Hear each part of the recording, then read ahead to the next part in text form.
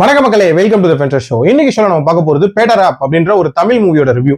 இந்த படம் பாத்தீங்கன்னா இந்த வீக்கெண்ட் தியேட்டர்ஸ்ல அவைலபிளா இருக்கு.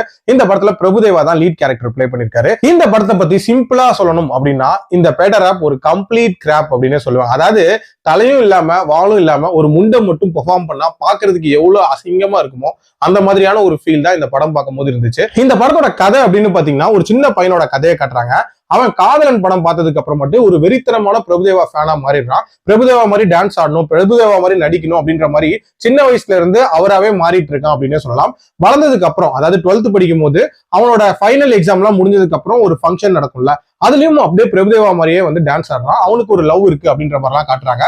சோ இவனோட கதையை தான் நம்ம பார்க்க போறோம். சோ பிரபுதேவா இதுல ஜஸ்ட் கேமியோ தான் பிளே பண்ண போறாரு அப்படின்னு நான் நினைச்சிட்டு இருந்தேன். ஆனா வளர்ந்ததுக்கு அப்புறம் அந்த பையனை பிரபுதேவாவா மாறி நிக்கிறான். அதாவது பிரபுதேவாவே பிரபுதேவாவோட ஃபேனா நடிக்கிறாரு. இது எப்படி இருக்குன்னா, கவுண்டமணி ஒரு படத்துல யாருமே எனக்கு மரியாதை தரதில்லைன்னு சொல்லிட்டு தான் படத்துக்கு தானே மாலை போடுவார்ல, அந்த மாதிரியான ஒரு ஃபீல் தான் கொடுத்துச்சு. இதுல கிளைமேக்ஸ்ல எல்லாம் அவரே வந்து பெருமையா பேசிக்கிற மாதிரியான காட்சிகள் எல்லாம் வச்சிருப்பாங்க.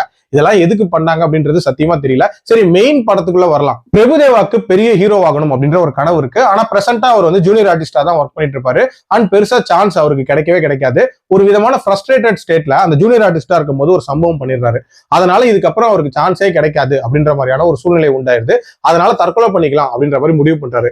பட் தற்கொலை பண்ணிக்கிறதுக்கு முன்னாடி அந்த 2 நாள் இருக்குல்ல, ஒரு மாதிரி ராஜ வாழ்க்கை வாழலாம் அப்படின்ற மாதிரி யோசிக்கிறாரு. சோ அது வாழ்ந்தாரா, டுவர்ட்ஸ் எண்ட் என்ன ஆகுது அப்படின்றத அந்த படத்தோட கதை.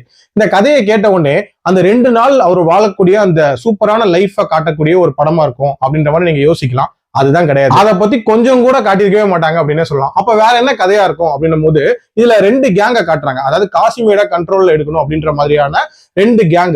சோ இந்த கேங்னால இவருக்கு பிரச்சனை வரப்போகுது, ஒரு விதமான கேங்ஸ்டர் டிராமாவா மாறப்போகுது அப்படின்னு நம்ம நினைச்சிட்டு இருப்போம். அதுவும் கிடையாது.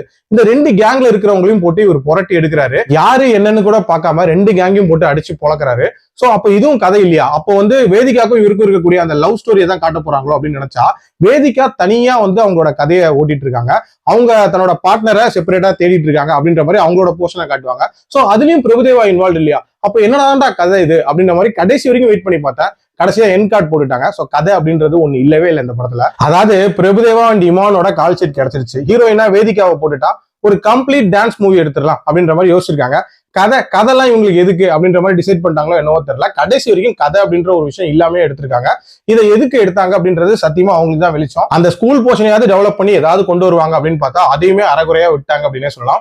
ஓவரால் ரொம்ப ஒரு சுமாரான ஒரு படம். என்னை பொறுத்த வரைக்கும் டோட்டல் வேஸ்ட் ஆஃப் டைம். ஆனா இந்த மாதிரி படத்துக்கும் பாசிட்டிவான ப்ரொமோஷன் ரிவ்யூஸ் எல்லாம் வந்துட்டு தான் இருக்கு. இதெல்லாம் எதுக்கு பண்றாங்க? காசு கொடுத்தா எதை வேணா கூவி விற்பாங்க போல இருக்கு. நம்மள நம்பி இருக்கிற சப்ஸ்கிரைபர்ஸை ஏமாத்துறோமே அப்படின்ற மாதிரியான கவலை எல்லாம் கொஞ்சம் கூட கிடையவே கிடையாது. சரி, இதை பத்திலாம் நான் பேச விரும்பல. என்னோட ரேட்டிங் இந்த படத்துக்கு 1.75 out of 5. என்ன பொறுத்த வரைக்கும் highly not recommended from my side. மீண்டும் அடுத்த விமர்சனத்தில் சந்திக்கிறேன். நன்றி, வணக்கம்.